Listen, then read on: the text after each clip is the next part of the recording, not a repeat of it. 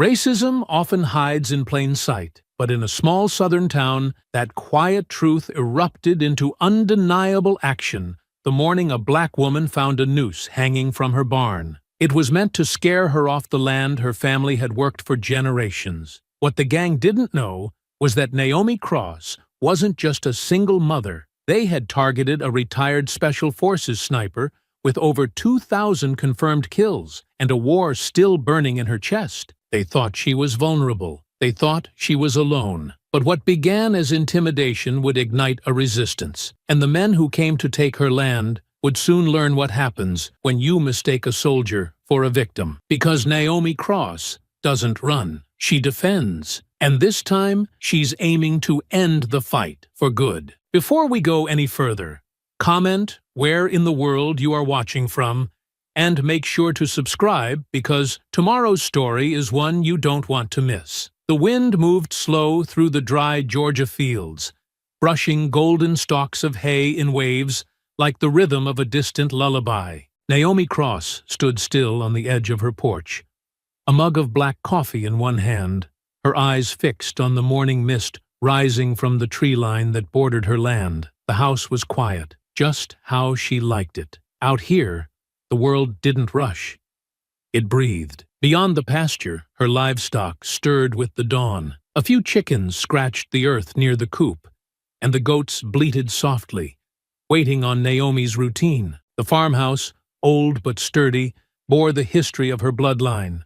Black ownership passed down since her grandfather carved it out with bare hands and a rifle across his back. Naomi had grown up with calloused palms and a steady shot, shaped by land that took work, not words. Inside, Isaiah's voice floated down from upstairs as he argued with a history podcast over Bluetooth speakers. He was 16 now, lanky and curious, but with sharp eyes that missed nothing. Naomi had taught him to read a man's hands before his mouth, told him never to run unless you had cover. It wasn't paranoia. It was training and survival. By 7, they were on the road in Naomi's beat-up Ford truck, heading to the local feed store. The tires hummed against gravel, her son beside her sketching blueprints in a notebook. Dreaming of building drones one day, maybe joining the Air Force like his father once planned to. Naomi didn't speak much during drives. She let silence stretch between them like a map, marked only by the occasional nod or a low, "You good?" The feed store was quieter than usual. One of the hands barely looked up when Naomi stepped inside. Another, a red-faced man in his 50s with the name tag Trent, stiffened and cleared his throat when she approached the counter. "Y'all get that hay shipment from Madison?" she asked. He scratched his chin, avoiding her gaze. "Still stuck somewhere. Truck broke down. Might be a while." Naomi didn't answer, just watched him. Long enough for him to shift on his feet and glance at the younger clerk nearby, who gave a tight, uncomfortable smile. As she signed the invoice, she caught a glimpse of the hand-scrawled note on the wall behind the register. Locals first. Always. Back in the truck, Isaiah stared out the window. "You see how he wouldn't look at you?" he muttered. Naomi didn't turn the key just yet. "I saw. And that sign? I saw that too." They drove next to the gas station for diesel. As Naomi stepped out, a white man leaning against the ice machine lit a cigarette and stared. Not a glance. A stare that stayed. His gaze traveled from Naomi to the Black Lives Matter sticker on her back window, then to Isaiah, who was stretching beside the pump. Naomi stared back. She didn't blink. He didn't speak. Didn't have to. Naomi got back in the truck and left. As they reached the dirt road leading to the farm, a strange stillness settled over the land. The sun had lifted above the trees now, casting long shadows across the fields. Naomi slowed the truck as they pulled into the driveway. That was when she saw it. The barn door hung open, only it hadn't been left that way. She knew her locks, knew the exact pressure she used when shutting that latch the night before. She parked and told Isaiah to stay in the truck. He didn't argue. Naomi moved slow, her boots silent on the earth, a blade tucked at her lower back, another in her boot. Old habits. Inside the barn, the The morning light crept through slats in the walls, painting streaks across the dust, and in the center, dangling from the rafters, was a noose. Rough rope, frayed at the edges like it had been used before. She didn't flinch, didn't move. Her eyes slid to the wall behind it, where someone had taken a knife to the old pine beams. The message was carved deep and angry, each word slashed with purpose. "Time to go, girl." Naomi didn't touch the rope. She simply stepped back into the light, her face unreadable. Then she locked the barn door behind her. Naomi said nothing as she served breakfast. She slid a plate of eggs and grits in front of Isaiah, poured his orange juice, and sat across from him with her own untouched food cooling on the ceramic. The rope hadn't moved from her mind, neither had the words, but her face remained still, her movements precise, as though routine could shield them both. Isaiah watched her from across the table, chewing slowly. "You gonna tell me what that was?" "No," she said, without lifting her eyes from the fork. "Not yet, but I saw it." "I know." He set the fork down. "What if they come back?" "They won't. Not today." "You're sure?" "I'm prepared." And she was. By noon, Naomi had swapped her boots for combat-grade ones, pulled on her utility vest, and disappeared into the old cellar beneath the farmhouse, her own secret armory left untouched since retirement. Her rifle was there, sealed in a hard case. M4, scoped, customized with a foldable stock and suppressor. She checked every part, oiled the mechanism, and then slid it back into place. A soldier's ritual, done not for show, but for readiness. But war wasn't won with bullets. Not first. She started by making calls. Old friends, retired folks. Some picked up, some didn't. The ones who did spoke low, with the kind of tired edge that meant they'd seen trouble brewing too. A former army buddy down in Sandersville said he'd heard about 3 fires in the past month. Black farms, all ruled as accidents, with no follow-up from the sheriff's office. Naomi hung up and headed to the courthouse records office. There, behind cracked glass and rows of old filing cabinets, she sifted through property sales over the last 18 months. She wasn't an investigator by trade, but the patterns were easy to spot once you knew what you were looking for. 6 black-owned properties had changed hands in less than a year. Every sale had been processed within days of an incident, a fire, a missing person, or a report of structural damage. All were bought by shell companies, most of which linked back to one name: Forward Futures, Inc. She copied the pages with a cheap pen scanner, slipped them into her coat, and nodded a silent goodbye to the clerk behind the glass, who offered no smile. Just a glance at the scanner in her hand, and then back down to his desk. Next, she drove to the edge of Ridge Hollow, one of the few remaining black communities left standing. The sign leading into town had been shot up years ago, the paint chipped and letters barely legible. She parked outside the Wilkins place, an old couple who'd known her father when he was still plowing this land by hand. But the house was empty. The porch steps had caved in. The windows were boarded. A yellow eviction notice clung to the front door like a dried-out scab. Naomi tore it down and stepped back. No tire tracks, no footprints, no dogs barking. It wasn't just deserted. It had been erased. She drove back with a quiet weight in her chest. Isaiah was waiting on the porch when she returned, backpack slung over one shoulder and his phone in his hand. "Where'd you go?" he asked. "Everywhere," she answered. "You found something?" She nodded. "Too many things." He followed her inside, his voice low. "You're not gonna tell me again, are you?" Naomi paused, then turned to him. "I need you safe. That's all." He didn't argue, just nodded. But that night, Naomi couldn't sleep. She sat at the kitchen table with the map laid out in front of her, red markers circling each address that had burned, each farm that had sold under pressure. She'd drawn lines between the incidents, tracing a pattern that spread like infection. She clicked on the sheriff's website, half expecting a dead link. But there it was. Sheriff Briggs, old and gray and smiling too wide.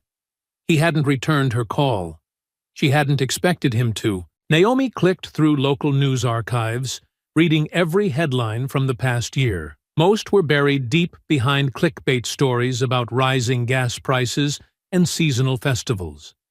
But if you knew what to look for, if you read the silences between lines, there was a pattern. Dispute ends in fire. Missing family presumed relocated. Property damage halts harvest.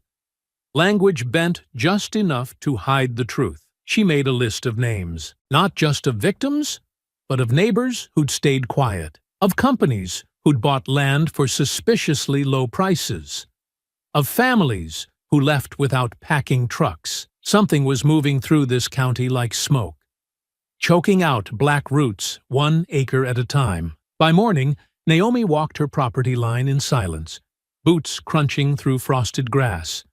She ran her hand along the fence posts. Someone had cut one of the wires near the west boundary. Clean, fast, surgical. She looked out over the trees, her mind already calculating. If they came again, they'd try from the blind spot near the creek, where the slope dipped low enough for cover. That's where she'd start fortifying. And if they wanted her gone, they'd learn she wasn't going anywhere. Naomi stopped under the rising sun and pulled her scarf tighter around her neck. Her land stretched wide before her, untouched for now, but surrounded by the kind of silence that felt too deep to be natural. The church stood tucked behind a wall of old pine trees at the end of a narrow, unpaved lane, its white paint weathered by decades of sun and silence. Naomi hadn't stepped foot inside the sanctuary since Isaiah's baptism nearly a decade ago, and even then, she hadn't lingered. But this wasn't a return for redemption or fellowship. This was reconnaissance. She opened the creaking door and stepped into the cool hush of the building, the wooden floor groaning faintly beneath her boots, as stained glass light spilled in delicate patterns across the empty pews. At the far end of the room, standing beneath the faded mural of a shepherd cradling his flock, was Marcus Bell. He was still tall, still lean, though the edges of his beard had surrendered to gray. He was polishing the organ pipes with the same deliberate care he once used to field strip an M249 in the desert heat. His shoulders tensed slightly at the sound of the door, but he didn't look back. He knew who it was. "I heard about the Wilkins place," Naomi said quietly, her voice low enough to blend into the silence between them. Marcus didn't stop working, his hand continuing its slow rhythm. "You didn't hear all of it. It burned. Oh, it burned all right. But they weren't in it when it did." Naomi took another few steps forward, the weight of the news catching her in the chest, before it settled in her gut. They left 2 nights earlier, packed up, took the old Dodge, and disappeared. Said someone came around flashing money and papers, offering to buy their land outright. They didn't even clean out the house. Was it forward futures? Marcus finally turned, wiping his hands on a towel as he faced her. Name was different on the offer, but the bank trails familiar. Quiet company. Fancy website. No people listed. I checked. Naomi nodded slowly, her eyes narrowing as the familiar pieces began falling into place with sharper edges. "Folks think you're back in the fight," Marcus said, studying her. "I didn't leave," she replied, her voice calm and steady. "I just stopped chasing shadows. And now they've stepped out into the light." He leaned against the edge of the pulpit, crossing his arms. "What are you really here for, Naomi? I need to know if you remember who you were before all this." "You mean before I started preaching about peace and forgiveness?" "I mean before you laid down your rifle." For a moment, he didn't say anything, and the silence inside the church felt heavier than stone. Finally, he looked at her, eyes sharp beneath the calm. "I remember. That night, just after sundown, the smell of smoke reached her before the calls did. Naomi was in the middle of reloading ammunition when the wind shifted, thick with the scent of burning wood and something far darker. She stepped onto the porch and stared westward, where an orange glow was rising over the treetops like a second sun. She didn't wait to confirm. She grabbed her rifle, signaled to Isaiah with 2 fingers, and within seconds they were in the truck and rolling fast down the gravel road, headlights bouncing with each jolt of the earth beneath them. The Turner farm sat on the edge of the county line, Nestled beside a creek bed and surrounded by fencing Reggie Turner had built himself over 10 years. Naomi could see the flames long before she reached the property. Bright tongues of fire swallowing the barn, the chicken coops, and licking at the edge of the main house with a rage that seemed almost personal. Smoke curled into the sky in thick ribbons, and the only sound louder than the roaring blaze was the faint, ragged sobbing from the roadside. Evelyn Turner was on her knees in the dirt, her hands caked with ash as she rocked back and forth beside a still, scorched figure lying face down near the fence. Reggie. His shirt was burned through in patches, his boots blackened, one hand stretched outward as if he'd been reaching for something. Perhaps a tool, perhaps her. Naomi approached slowly, her eyes scanning the tree line, the gravel drive, and the road behind her for signs of movement. There were no tire tracks, no footprints, and no casings. It was surgical, precise, designed to leave nothing but loss behind. No one had come to help. No fire trucks, no deputies, just a handful of silent neighbors standing at a distance, arms folded, mouths shut, and eyes full of things they would never say. Later that night, after the fire had devoured everything and the authorities had done little more than make a brief note and drive away, Naomi sat in her kitchen, staring at the red ink circles drawn across the county map. The pattern wasn't just coincidence anymore. It was a coordinated, spreading operation, wiping out black-owned land piece by piece under cover of night and silence. There was no doubt in her mind. This wasn't hate acting alone. It was strategy. By dawn, Marcus stood on her front porch with his sleeves rolled up and the quiet fury of a man who'd prayed long enough and was ready to act. "I've got 5 who'll stand with us. 4 ex-service, 1 still active in the reserves. They're watching the town now." Naomi stepped aside to let him in, nodding to Isaiah, who was seated on the living room floor cleaning the components of an old sidearm with care far beyond his years. Marcus paused when he saw him, eyebrows rising slightly. "He's good," Naomi said simply. Isaiah didn't look up. "She's not teaching me to shoot. She's teaching me to defend." Marcus nodded once, his voice low. "That's the only kind of fight worth learning." They spent the afternoon mapping a defense. Naomi laid out watch shifts, signal flares, fallback routes, and supply caches. Marcus agreed to use his church as a communication post. Naomi reconfigured her fields, replacing fence posts with hidden motion sensors, and planting silent perimeter alarms in the brush. She taught Isaiah how to move undetected in the dark, how to fall without making a sound, and how to breathe when your enemy couldn't. The first brick came through the window that evening, wrapped in barbed wire, tied with a strip of bloodied cloth, and soaked in kerosene. Naomi picked it up from the floor as Isaiah stood frozen behind her. She didn't flinch, didn't curse, didn't hesitate. She carried it to the kitchen sink, lit a match, and held it over the flames until every thread was ash. "They think we're scared," she said, her voice low and steady. "They don't understand what fear really looks like." The next morning, the sun rose over Naomi's land in sharp slants of gold and silver, cutting through the thin fog that hovered along the edges of the fields like breath from something waiting to exhale. Naomi stood in the barn's loft, binoculars steady in her hands, watching the tree line to the west, with the patience of a predator who never forgot how to stalk. The air was still, but not calm. Every sound, every rustle of leaves, every creak of old wood carried weight. By now, she trusted her instincts more than the quiet. She had gone back through her notes, her maps, her records, and finally dug up a name that struck a different kind of alarm bell. It wasn't listed on the land deeds, but buried within a folded flyer from a so-called local values rally held 2 towns over, an event the news barely covered, and the locals pretended didn't happen. His name was printed near the bottom in small, bold letters. Clayton Ward, a former paramilitary contractor turned land consultant.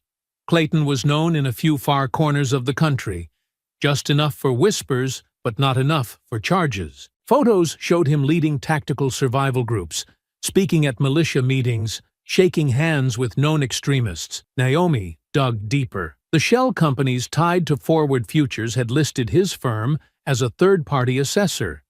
He wasn't just involved.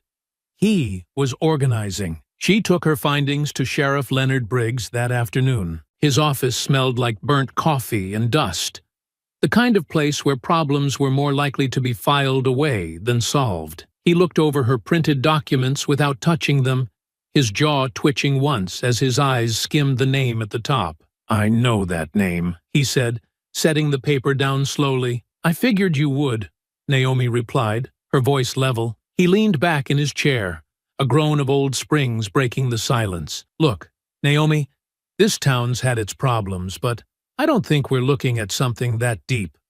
Land disputes get messy. Tempers flare. That doesn't mean there's a war party moving in. A man is dead.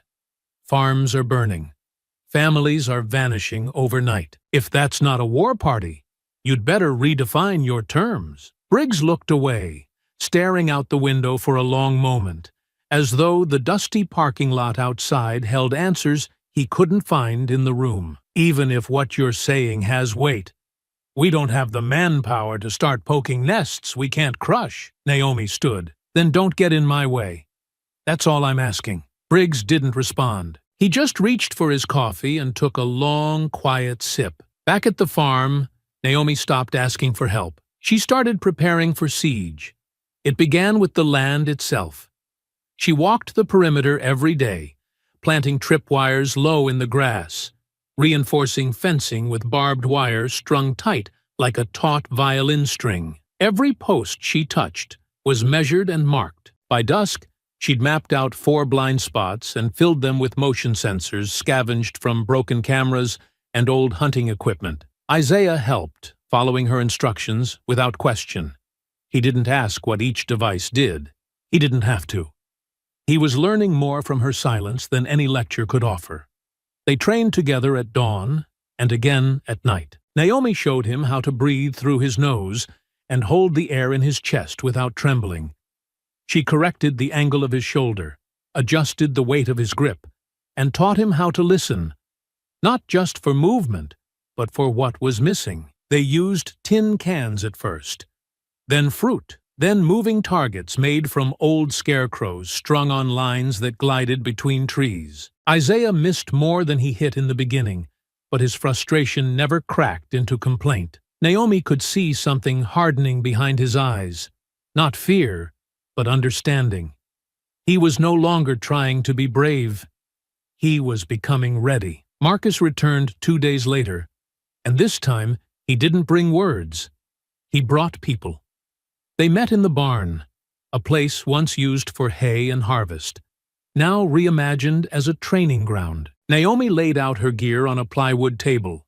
Rifles, handguns, maps, satellite images printed in black and white. The 5 men and women who followed Marcus into the room were all older, all quiet, and all carried themselves like people who had once walked through fire and lived to teach others how to avoid the burn. "We've got limited ammo and even less time," Naomi began, her tone calm but unwavering. "This isn't about attack. It's about survival. If we stand together, we hold them. If we scatter, they'll pick us off one at a time." One of the men, short and built like a brick wall, nodded. "You the one they call Crossfire back in the day?" Naomi didn't answer directly. "I hit what I aim at." That was enough. Training began before dawn and continued past sundown. They learned the land, moved through fields like shadows, and dug trenches that could double as foxholes. Marcus taught them silent communication, using hand signals and eye contact, a language he hadn't spoken since Baghdad. The group moved like memory, slow at first, then more confident, then seamless. Neighbors who had never spoken now passed weapons to one another without hesitation. They practiced ambush drills, first aid, and fallback procedures. There were no uniforms, no ranks, just resolve and shared purpose. At night, Naomi kept watch from the roof. The stars above her spun in silence, indifferent to the war forming on the ground below. She didn't sleep much, didn't need to. Sleep was a luxury. Readiness was not. One evening, as she surveyed the north side, Isaiah joined her. A blanket draped over his shoulders and a thermos in hand. He sat beside her without speaking, the way he always did when words would only get in the way. After a while, he glanced up at her, voice soft. "Do you think they're watching us right now?" Naomi kept her gaze fixed through the scope. "I hope so." "Why?" "Because it means they're nervous." She didn't say what she really meant. That she hoped they saw every trap, every armed neighbor, every quiet patrol, because fear, once planted, could bloom just as powerfully as courage. And Naomi intended to sow both. The wind began to shift around dusk, and though it came low and soft like an afterthought, there was something about the way it moved that sent a message Naomi could feel through the soles of her boots. It rolled through the treetops like a warning, subtle but insistent, pressing through the landscape and carrying a heaviness in its current that settled along her shoulders as she walked the outer perimeter of the property. Her eyes, sharp and unblinking, scanned the eastern ridge without pause, trained by years in terrain far less forgiving and far more deceptive. But tonight, she didn't need military instinct to know that something wasn't right. The land itself was speaking. The air held a new density, one that clung to her skin and made each breath feel just a touch slower, a little more deliberate. The goats, usually docile by this hour, paced the fence with unease, bumping into one another without making their usual calls. The barn cat, notorious for prowling even in stormy weather, hadn't moved from the rafters all afternoon, its green eyes wide and unblinking. And even the crows, the loud-mouthed heralds of dusk that normally congregated along the tree line, had gone silent, leaving the edge of the woods still and empty. Naomi didn't say anything. She didn't need to. Her years in the field had taught her that nature never lied. When it turned quiet, something was always approaching. So, without altering her pace, she subtly adjusted the pressure in her step, dropped her center of gravity just slightly to blend with the terrain, and continued forward with the soundless caution of someone who had walked into hostile territory more times than she could count. In the distance, Isaiah was working with Marcus along the northern edge of the cornfield. The two of them had been stacking sandbags in quiet coordination, reinforcing a low protective wall near the old irrigation trench. Marcus, always aware, caught Naomi's signal instantly, a flat palm followed by a precise tilt of her chin. Isaiah, still learning, hesitated for just a breath longer. It was a signal he hadn't seen before, but his mother's expression carried no uncertainty. He dropped the bag in his hands and followed without asking.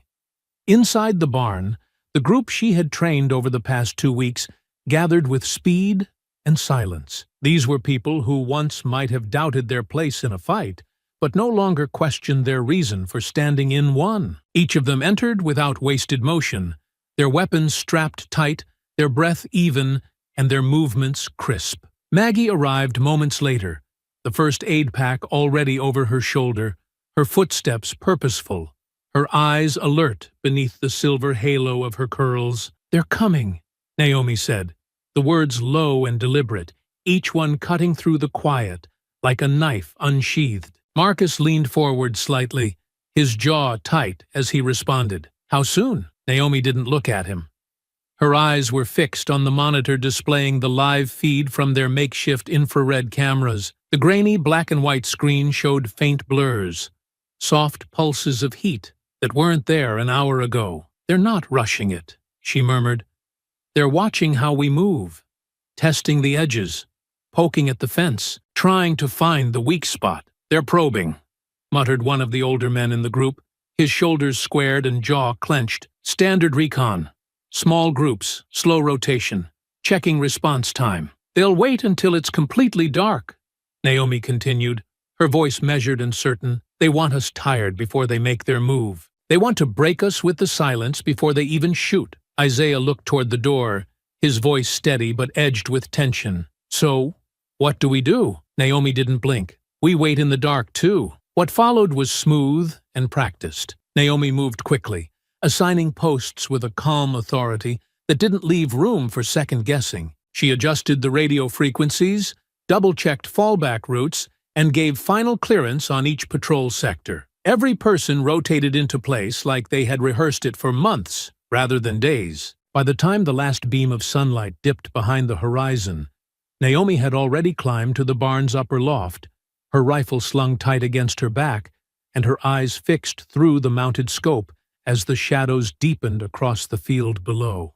For nearly 2 hours, there was nothing. No movement, no sound. The trees barely rustled, the wind cooled to a whisper. And the woods, once full of night calls and distant shuffling, had gone unnaturally still. Then, just as Naomi exhaled slow and steady into the eyepiece, the silence broke.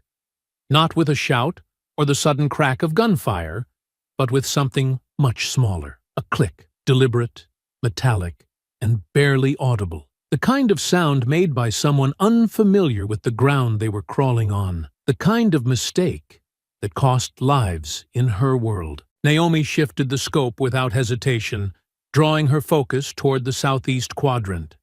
Between 2 trees, 50 yards out, a shimmer caught the light. Just the faintest glint of something metal catching a piece of moonlight. Then the subtle shape of a figure took form, crouched low, finger raised slowly in what could only be a signal. She didn't fire, not yet. Another figure moved in the tall grass just beyond the cornfield, crawling low to avoid the camera's thermal range. A third figure emerged near the broken stone wall, and just behind him, a fourth. This one, stationary, rifle drawn, his posture unmistakable. They were encircling the property. Her comms hissed softly in her ear as Marcus's voice came through. "East side. 2 confirmed. Waiting on your word." "Hold!" Naomi whispered, eyes never leaving the scope. Her hand shifted to the secondary dial, widening the field of view. Across the ridge, deeper in the tree line, another figure appeared, motionless, scanning. A spotter, the kind used in coordinated assaults to count positions and relay information before the assault team moved in. This wasn't harassment. This was a formation. And then it began. A single crack pierced the stillness, sharp and unmistakable. A bullet ripped through the air, hitting the outer fence with a spray of splinters and dust. Naomi's finger closed around the trigger, her breath even. The first round left the barrel in a suppressed whisper and struck the man near the cornfield directly in the chest. The second came less than a second later, dropping the crawler just behind him. Their advance faltered. Then the air erupted.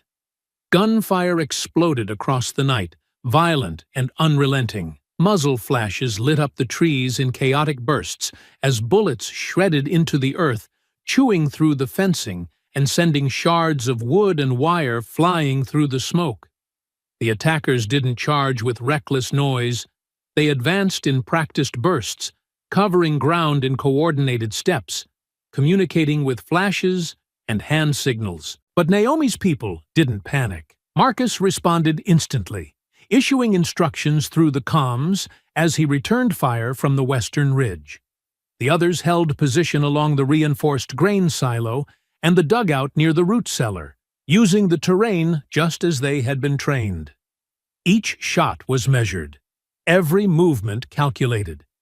This wasn't their first night watching a storm roll in, but they hadn't expected the size of it. Isaiah braced behind the planter box, his hands steady around his rifle as he tried to find a line through the smoke. Naomi spotted him from her vantage point and didn't waste time. "Isaiah," she said into the comms. "Shift left." He moved instantly.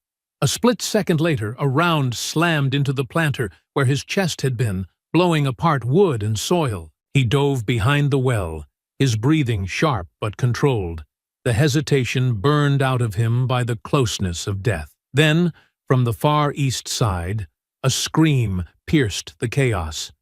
Naomi swiveled her scope and found Paul, one of Marcus's crew, falling to his knees near the edge of the cornfield, blood pouring from his side. Maggie was already running toward him, ducking low, moving fast, her pack swinging as she slid behind a rock wall to reach him. These weren't amateurs.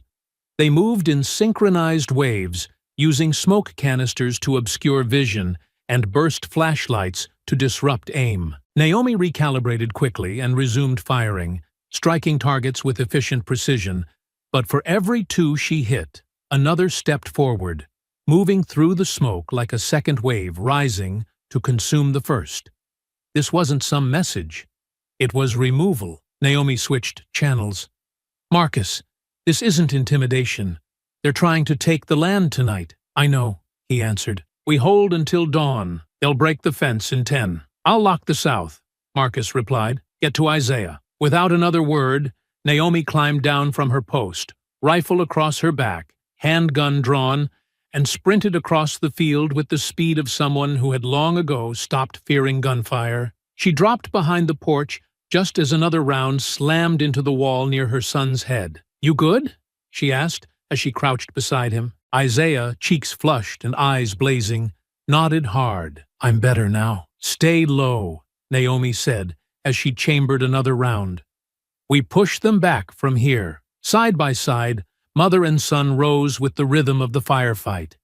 And as the night deepened, so did the battle. The night had broken wide open, not with screams or sirens, but with the brutal rhythm of war, measured, exact, and unnervingly calculated. The gunfire had shifted in tempo now, less a chaotic barrage and more a patterned advance. Naomi could hear it in the spacing between shots, the careful pauses, the way the assailants moved between angles as if sweeping a perimeter they already knew. This wasn't rage.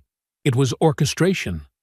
Behind the thick planter wall, Naomi crouched beside Isaiah, her eyes scanning the line of trees just beyond the eastern fence. The moonlight fractured across the smoke, revealing shapes only long enough to invite suspicion. She raised her rifle and waited. Not for noise, not for movement, but for a mistake. It came less than a second later.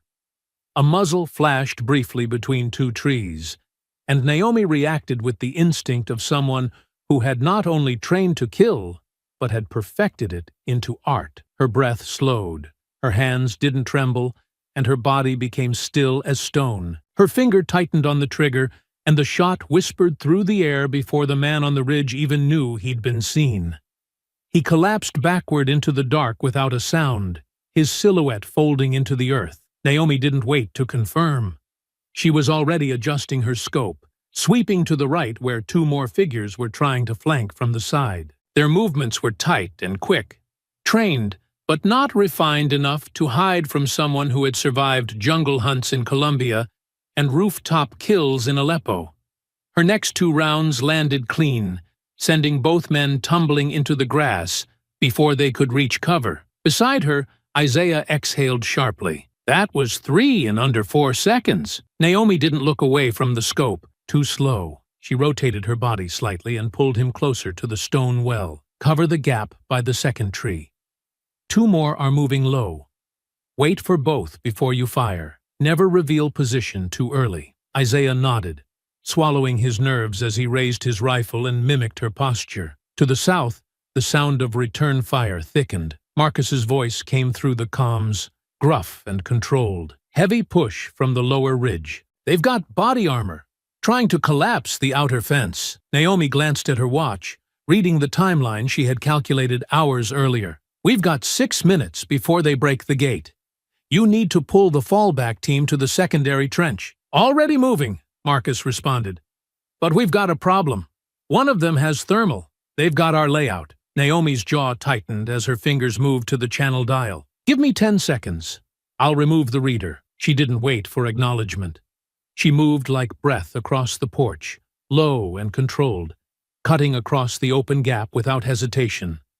Smoke coiled around her legs, swallowing sound, and when she reached the edge of the tool shed, she dropped flat to her stomach and crawled beneath the collapsed frame of an old plow. She could see him now, stationed on a rise just above the southern trench, his helmet lit with an infrared glow. a device strapped to his eye like he was playing war instead of fighting one. He didn't hear the shot.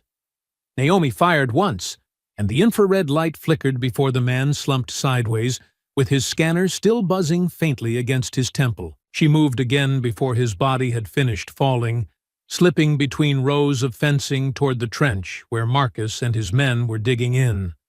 One of the veterans, a tall woman with braids tied tightly beneath a cloth band, tossed Naomi an extra magazine without a word. Another, half covered in dirt and blood, nodded once and returned to firing across the south end. "You good?" Marcus asked, crouched beside her behind an overturned water trough. "Better than them," she muttered, taking in the layout. The field was torn now, scattered with broken fencing, spent shells, and the bodies of men who thought they were hunting. She recognized the signs of slipping morale. The attackers were starting to move less like a unit, and more like individuals caught in the pull of chaos. They hadn't expected this much resistance, they hadn't expected precision, and they definitely hadn't expected her. A shout cracked through the woods, ragged, desperate. Someone was calling for cover as they tried to drag one of their own out of the mud. Naomi ignored it. She zeroed in on the runner, a tall man with a vest that marked him as field ops, likely second in command. She traced his path across the terrain and fired once, the round slicing through the fabric just beneath his arm and punching through his chest. He dropped mid-step, his comrade scrambling backward without even attempting a return shot. Just then, a scream erupted from the west trench, raw and panicked. Naomi's heart snapped toward the sound before her body did. Through her scope she saw Clarence, the oldest of their neighbors, who had refused to leave his land even when his family begged him to go, lying on his side, clutching his leg. Blood was pouring through his fingers, and his rifle had slid several feet away into the dirt. The wound looked high, femoral. Maggie was already sprinting, ducking beneath gunfire with the med kit slung across her shoulder and no hesitation in her stride. But then came the moment Naomi would remember, long after the smoke cleared. Isaiah. He was near the eastern post, shifting positions just as they'd practiced, when one of the attackers came up the ridge earlier than expected. The man moved fast, too fast for Naomi to call out in time. He aimed directly at Isaiah, his barrel catching moonlight as he crept along the fence's shadow. Naomi's breath stopped. She turned, fired. The bullet hit the attacker in the side of the neck before he could squeeze the trigger. He fell backwards with a shocked gurgle, crashing into the underbrush. Isaiah dropped flat instinctively, eyes wide, chest heaving as he rolled toward Naomi's position and crawled behind the stacked stone wall. "I didn't see him," he gasped, still gripping his rifle. "You're still breathing," she said softly, brushing the dirt off his arm. "That's what matters." She rose slowly and returned to her vantage, resetting her scope with deliberate precision. The battle was shifting. She could feel it in the tremble of the gunfire, in the rhythm of the retreat. Their lines were breaking. The resistance had held. Naomi switched her comms again. "They're losing momentum. We press while they're confused." Marcus's voice was steadier than ever. "You lead the north. I'll sweep the trench." Naomi climbed to the roof again, her body moving fluidly despite the bruises already blooming beneath her gear. From above, she watched the field breathe, no longer in attack, but in desperation. The enemy lines had scattered, their formation shattered.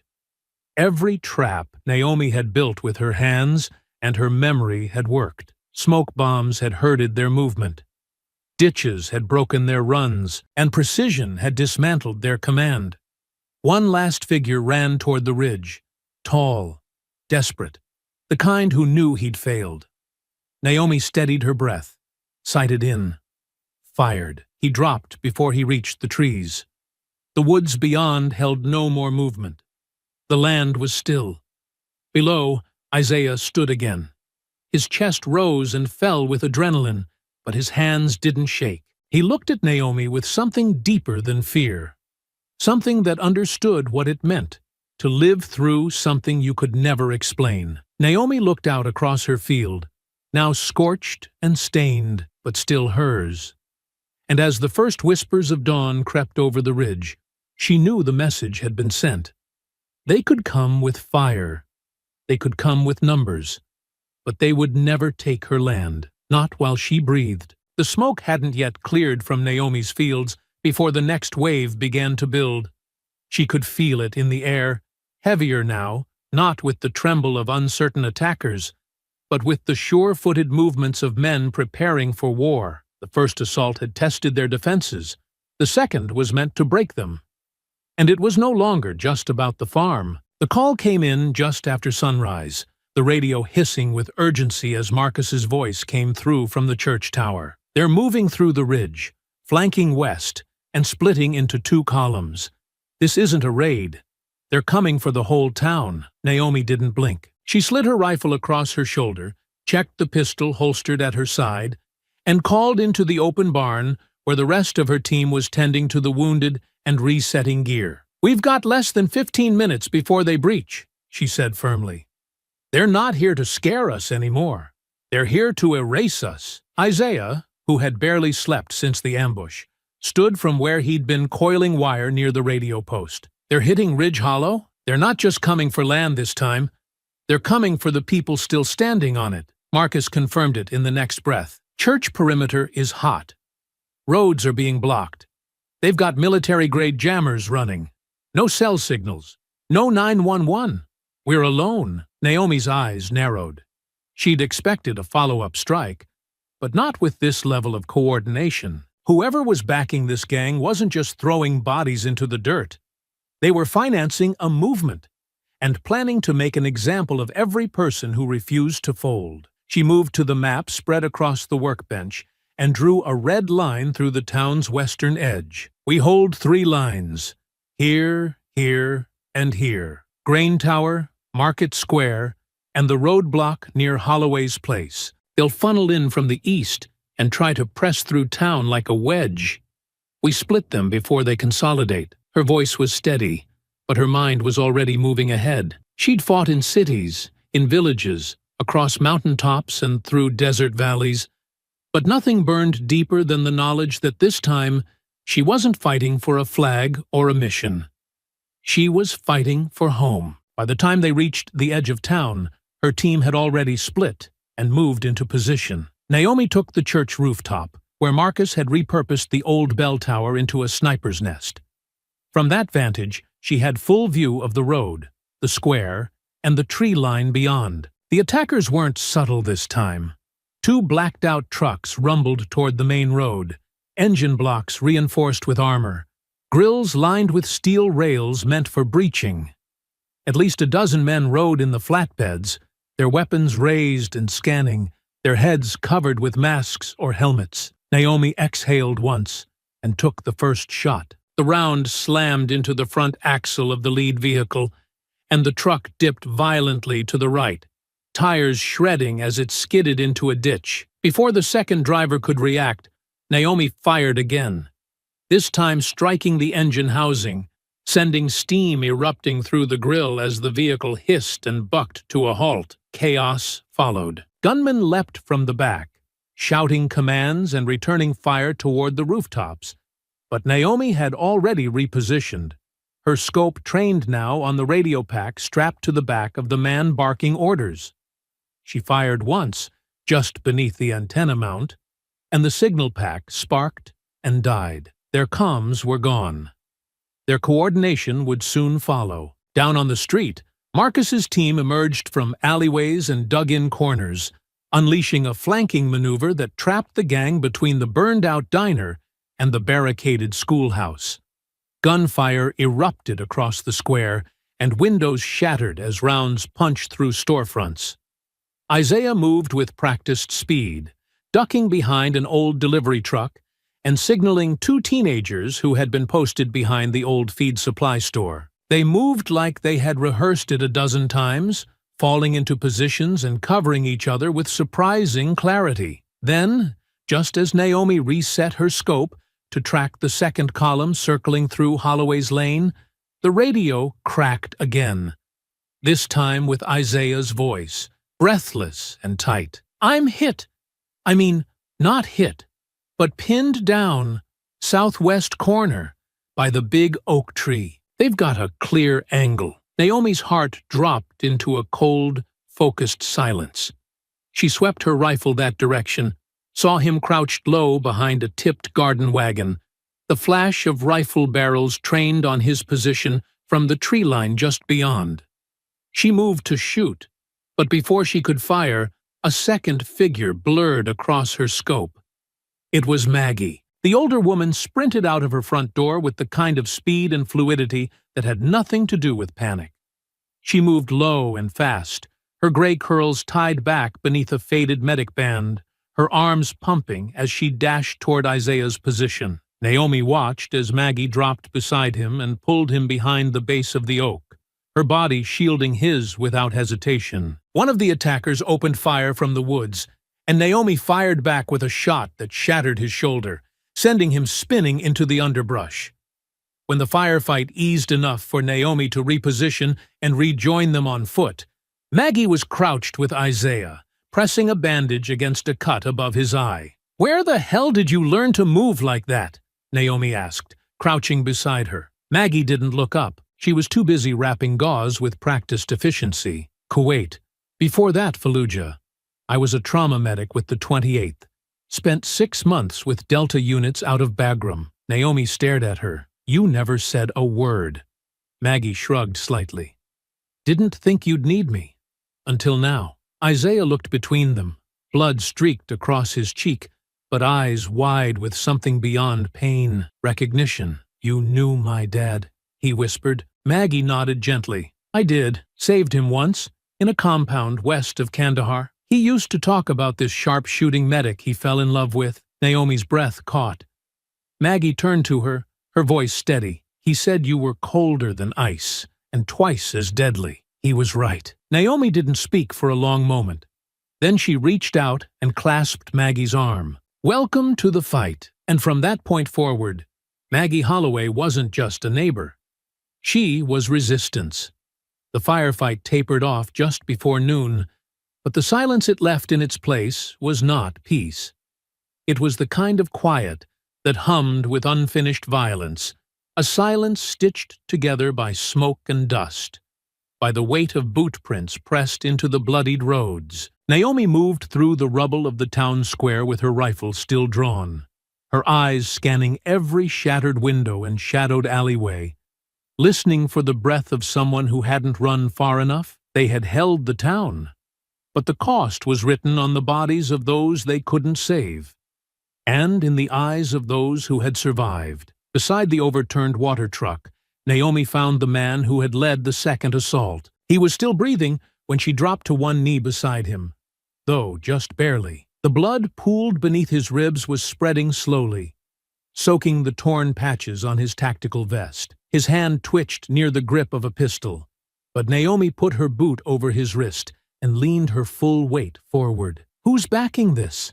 she asked, her voice even and low, her tone not meant for threats or mercy, only truth. He didn't answer, just smiled faintly, red bubbling at the corner of his mouth, eyes glazed with something too broken to be called defiance.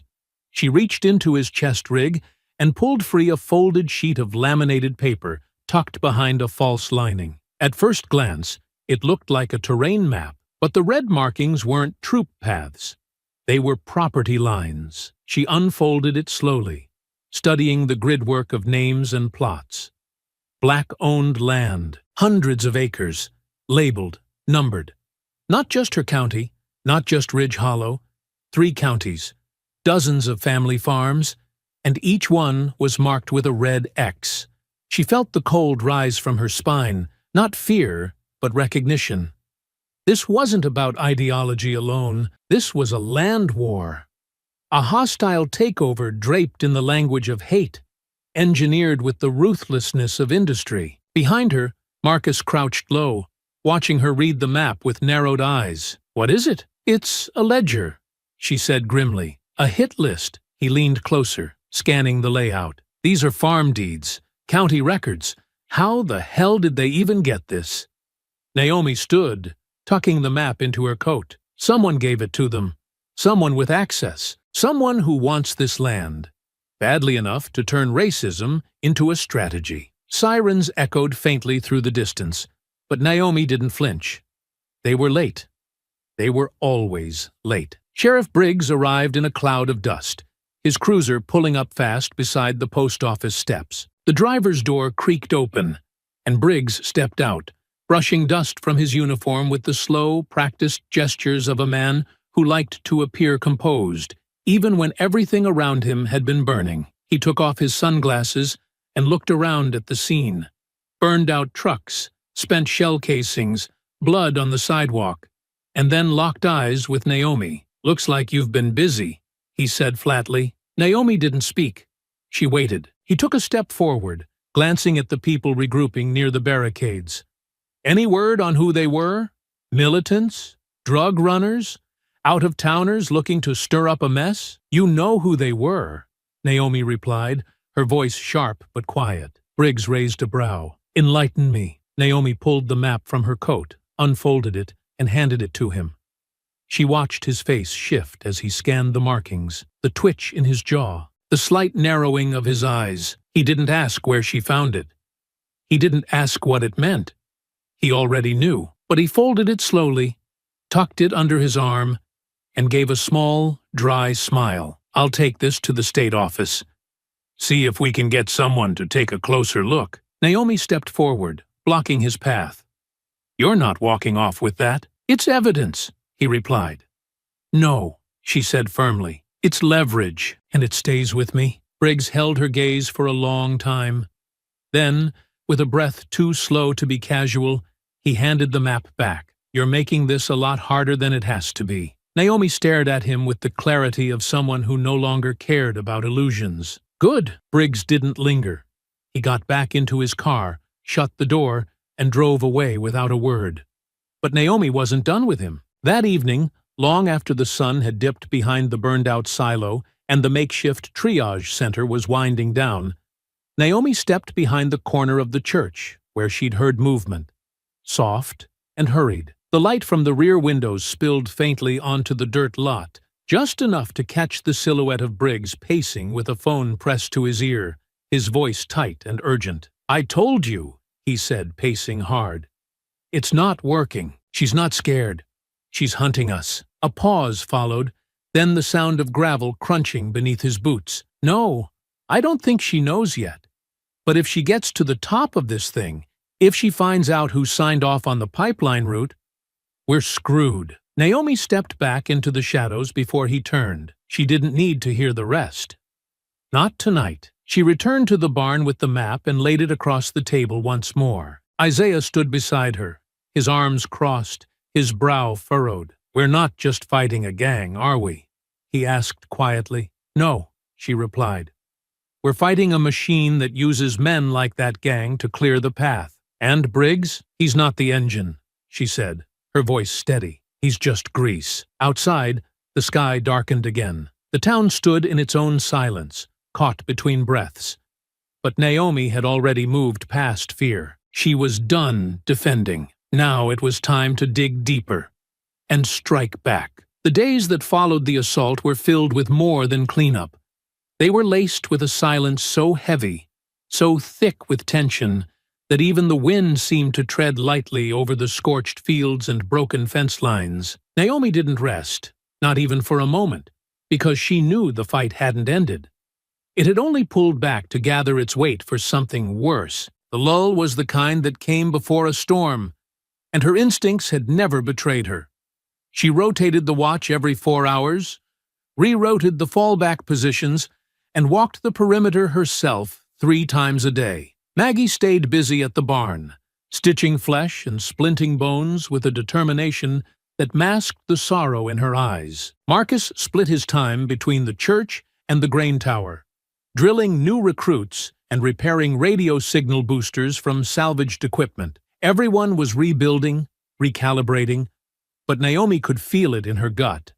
The kind of unspoken shift that had kept her alive in enemy territory more times than she could count. Isaiah, as always, had been her shadow, early to rise, precise with his movement, thoughtful in ways most boys his age never had to be. But that morning, his boots remained untouched by the door. The cot in the corner of the barn still bore the perfect indent of a body that hadn't stirred. His pack was missing, but the water canteen she had drilled him to carry religiously was left on the porch, condensation still trailing down the metal like a breath that had barely cooled. She didn't panic, not right away. She checked the perimeter logs, tapping through the readings on the slim tablet clipped to her belt, her eyes scanning for fluctuations in the sensors. The northern fence line had been silent since midnight. The eastern edge, however, showed a brief anomaly. One spike, no follow-up. A blip in the thermal reading near the shed, there and gone before the second sweep had time to confirm it. It could have been an animal. It could have been a trick of wind. But Naomi had learned long ago that war rarely knocked twice before it entered. By late morning, she had spoken to every member of the network. Marcus believed Isaiah had gone to fix the tower relay near the silo. Maggie thought he had mentioned checking on Clarence. Neither location held answers, only more silence. Clarence hadn't seen him. No one had. Naomi returned to the barn slowly, each step deliberate, her breath steady but growing heavier in her chest. The stillness in her bones was the kind that only came when every fiber in her body understood that something had shifted, and no amount of rational explanation could pull it back. Inside, she crossed the barn floor and moved straight to Isaiah's desk, the same place he kept his sketches, field notes, and checklist of daily assignments. The notebook was gone, which wouldn't have alarmed her, until she noticed the torn pages scattered across the floor. They weren't dropped. They were left behind in haste, pages ripped from the spine mid-thought, one of them torn diagonally as if pulled free while still being written on. Then she saw it. Half hidden beneath the table leg, nestled in the straw and dust, was a single brass casing, distinct, polished, stamped with symbols unfamiliar to any American manufacturer she'd seen. It was a foreign-made tracer round, not the kind they trained with, not the kind kept on this farm. She picked it up slowly, her fingers curling around the cold metal. She stared at it for a long moment before closing her hand, rising, and walking out into the sun without a word. The operation launched within the hour. Every watch point doubled its scan. Every back road was monitored. Naomi rode fast to the grain tower where Marcus was already cross-checking heat readings from the past 6 hours. One by one, they tracked every disturbance in the perimeter. Then she saw it. Tire marks curving east through the slope beyond the quarry. A faint track like someone had used a scrubbed vehicle with low tread pressure and a controlled exit. "I think he's been taken," she said flatly, her eyes still locked on the screen. Marcus looked up. "You think they breached us again?" "No," she replied quietly. "I think they baited him. Someone lured him out." Marcus's brow furrowed. "How?" "There was a girl," Naomi said, her voice distant but precise. "A volunteer. Young, friendly, temporary badge. I saw her at the church during the supply drop 2 days ago. She spoke to him. Just a moment. She was too smooth, too familiar." "What was her name?" "Kara." Marcus paused, eyes narrowing slightly. "Briggs has a daughter by that name. Used to live out of state.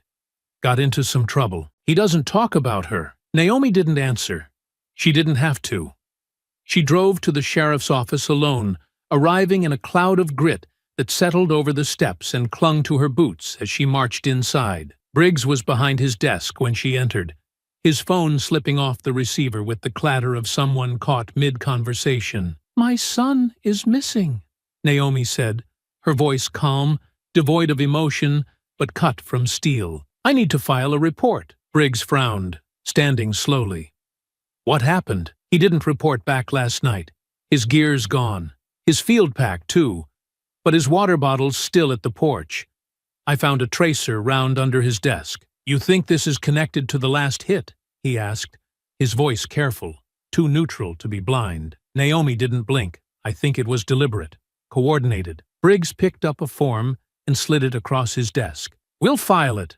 I'll notify the county watch." She filled out the form standing up, her pen firm in her hand, her eyes locked on his face. When she reached the line marked "Last Seen With," she wrote the name Kara in neat, steady block letters. Briggs didn't react, not visibly.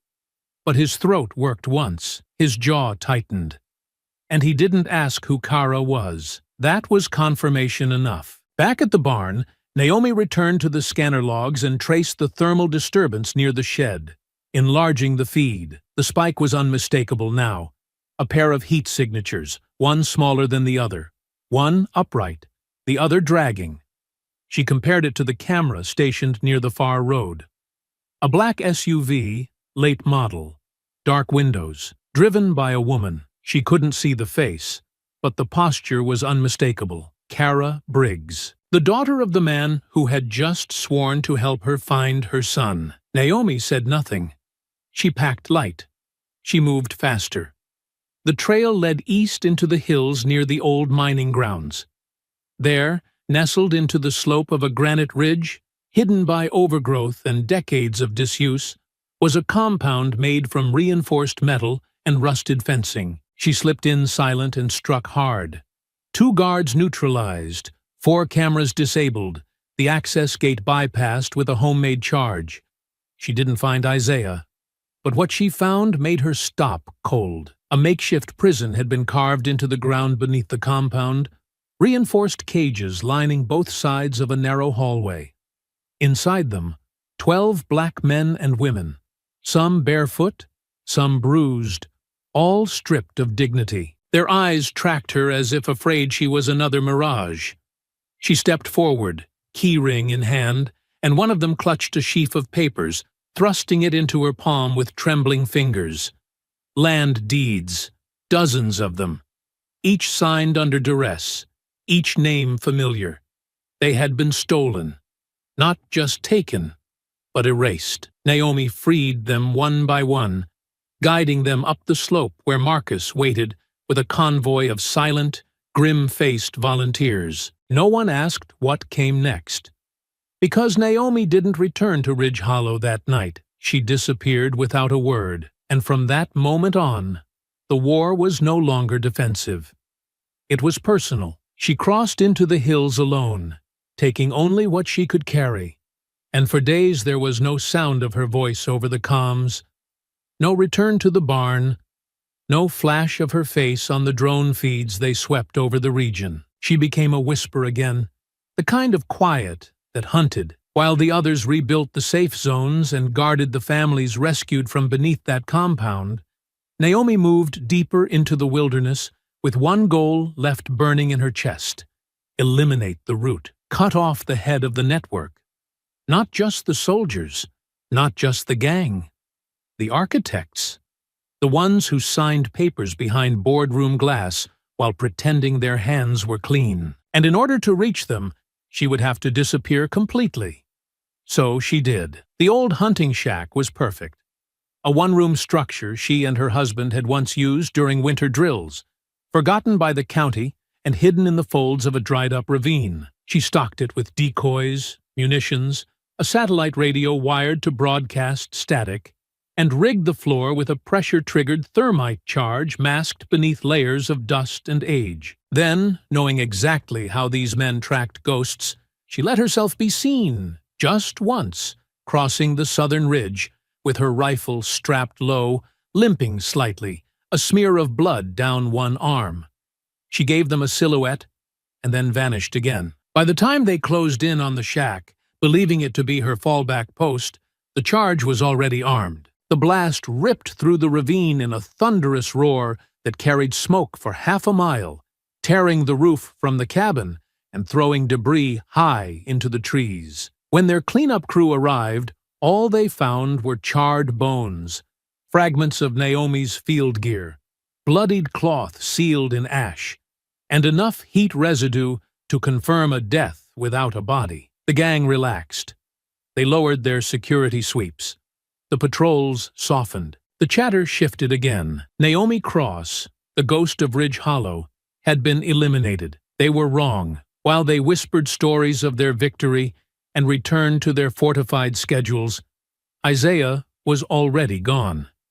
He had escaped 3 nights before the explosion, crawling through a drainage pipe beneath the second compound, a narrow, rusted artery of stone and rotted steel that had once served as overflow for mining runoff. He had watched his captors long enough to learn their patterns, counting steps and smoke breaks and the number of seconds it took the camera outside the bunkhouse to rotate.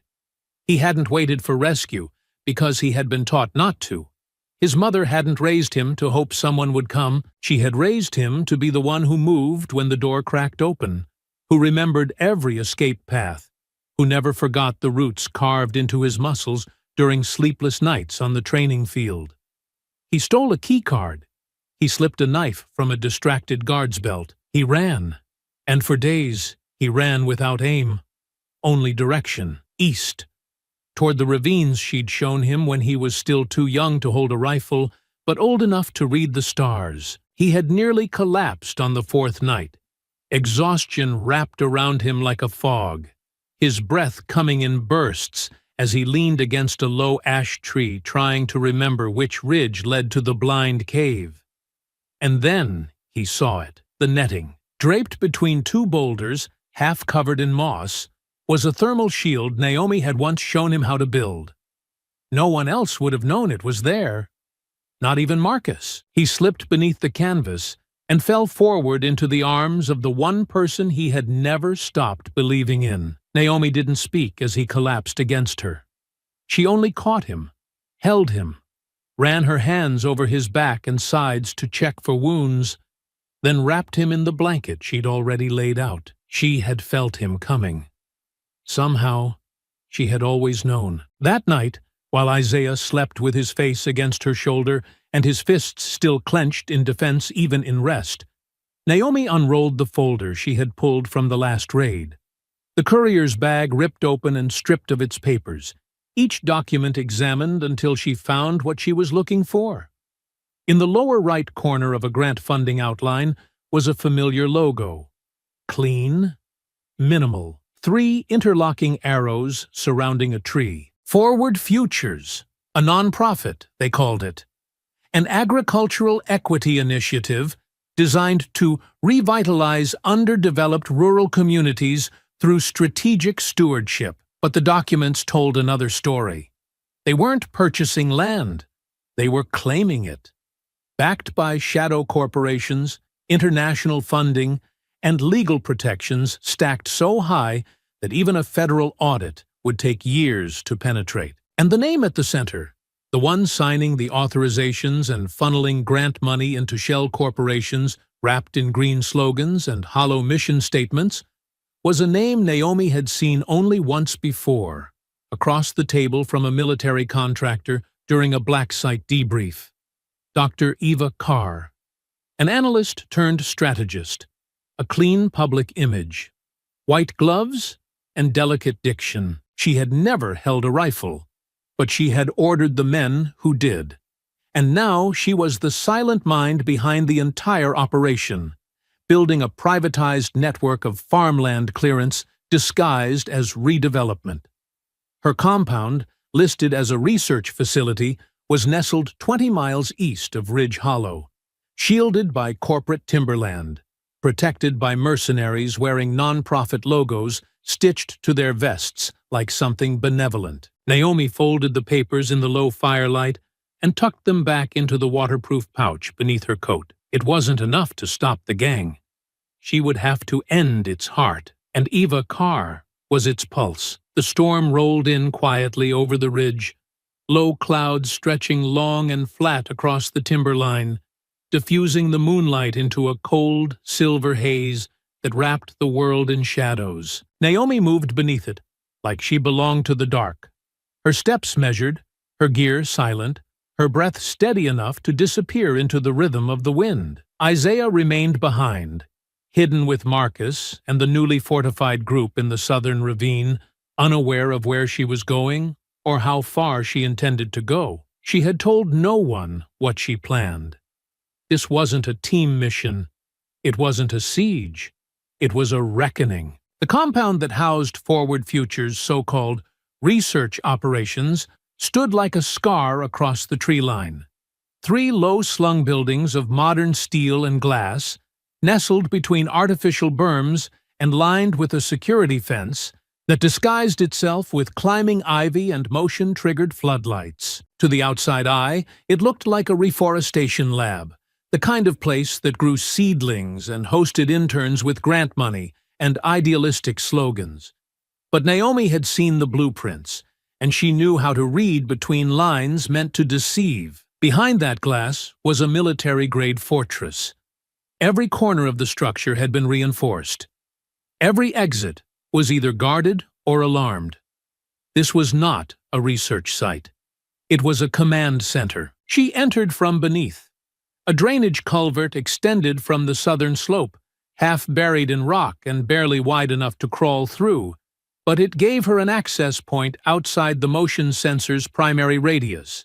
She had to shimmy for 20 yards, her elbows bruising against rusted pipe and grit, before she reached the concrete junction that dropped into the substation. Once inside, she stilled for a full minute, waiting, breathing, becoming part of the dark. Then she moved. Two guards passed within feet of her without so much as a pause, their radios murmuring soft chatter. Words like reallocation and compliance zones, bureaucratic code, draped over violence. Naomi slipped through a side door into the east wing, avoiding cameras by memory, counting her steps until she reached the internal data center. The room smelled sterile, like plastic and chilled air, humming with machines that blinked in lazy patterns of green and blue. Naomi knew she had minutes at best. She didn't sit. She didn't hesitate. She pulled the flash drive from beneath her collar, plugged it into the primary terminal, and began the extraction. The screen filled instantly. Dozens of folders populated with date codes and acronyms. She opened the first one.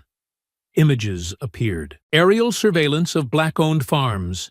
Names, parcel numbers, GPS overlays with red lines scrawled over homes and barns. Another folder showed scanned signatures, power of attorney transfers, land deeds signed under duress, notarized by the same three names, all employees of Forward Futures. She kept downloading. One folder was labeled Sable Project, Oversight Briefings. She opened it. Inside was a transcript. Dry, clinical. Phase 2 scheduled following destabilization efforts. Resistance predicted. Targeted pressure may require removal of entrenched leadership. Suggested candidates for neutralization: N. Cross, M. Bell, I. Cross. Naomi didn't blink. She opened the attached photos. There she was, captured in black and white, exiting her barn weeks earlier, unaware a drone had caught the entire moment from half a mile above. Another image showed Marcus leaving the church. A third, Isaiah, carrying a water pail, caught in profile near the north fence. She moved faster now. A door clicked down the hall.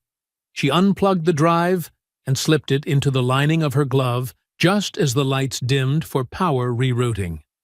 The hum of footsteps crept closer. Naomi stepped behind a service cabinet and stilled her breath until the guard passed. She exited back through the utility wing and slipped into the adjacent corridor, one lined with offices and framed credentials.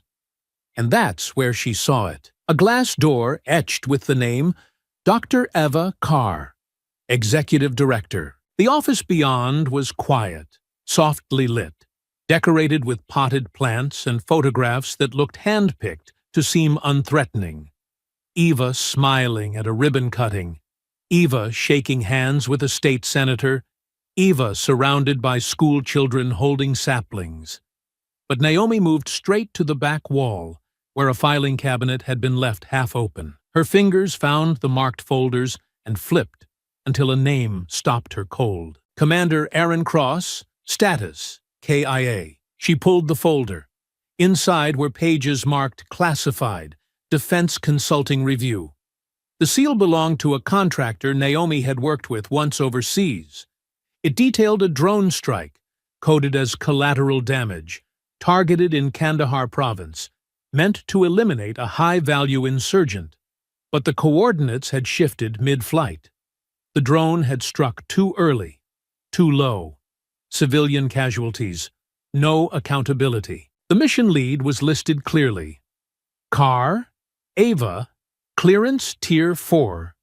Oversight confirmed. Naomi stared at the words as the weight behind them settled in her chest.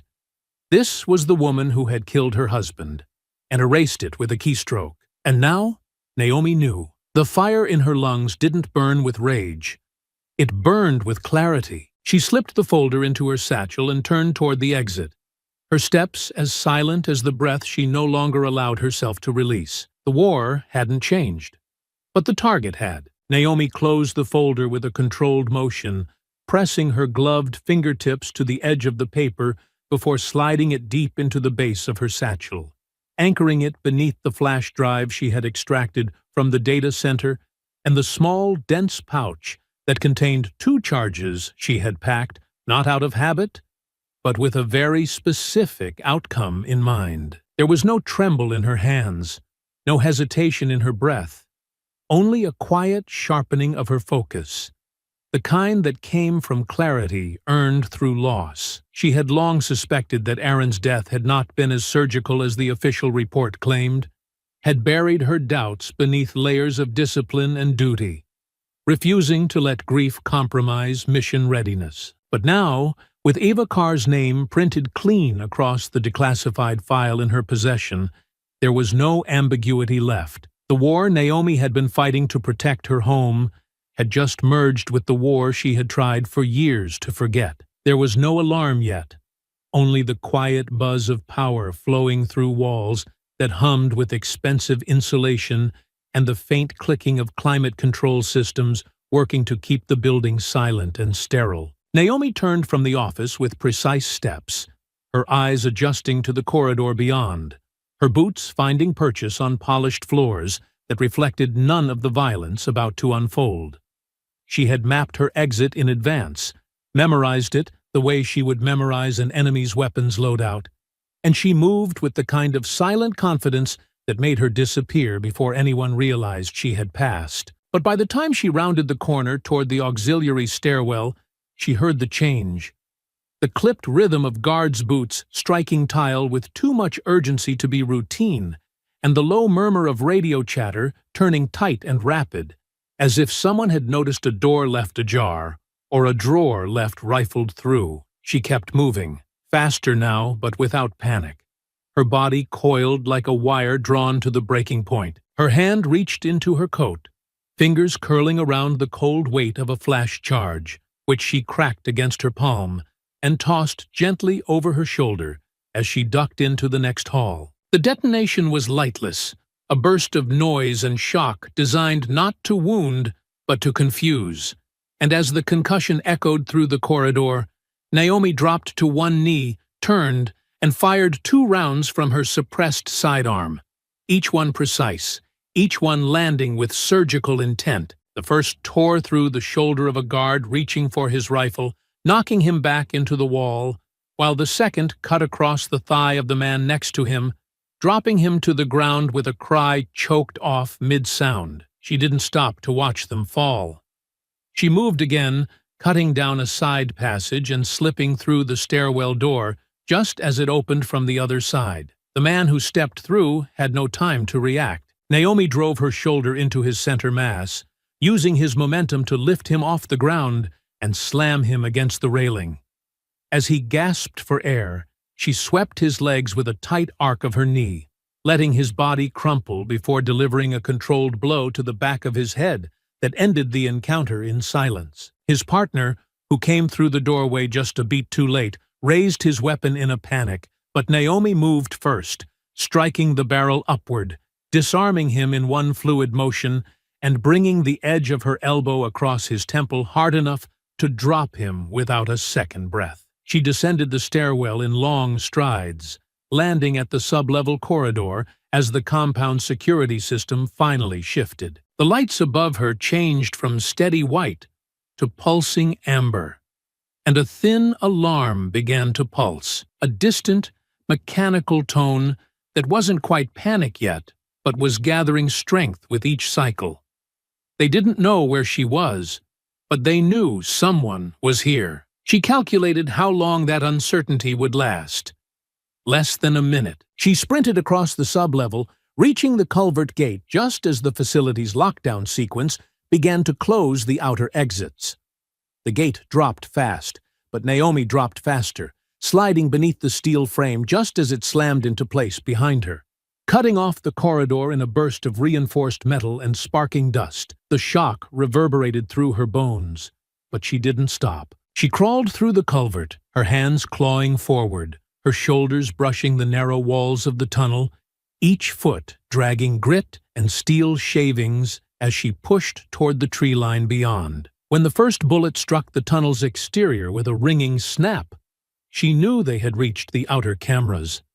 She didn't turn. Instead, she reached back, pulled the second charge from her satchel, snapped the primer, and dropped it into the crawl space behind her. The explosion hit like a breathless roar, concussing the steel and concrete and turning the narrow tunnel into a furnace of smoke and earth. Naomi was flung forward, hitting the edge of the drainage outlet with a force that bruised ribs and tore the seam of her shoulder. But she rolled quickly and vanished into the trees before the fire even settled. The forest closed behind her like a secret. She did not look back. Branches clawed at her arms, dirt filled her lungs, and her limbs burned from the effort.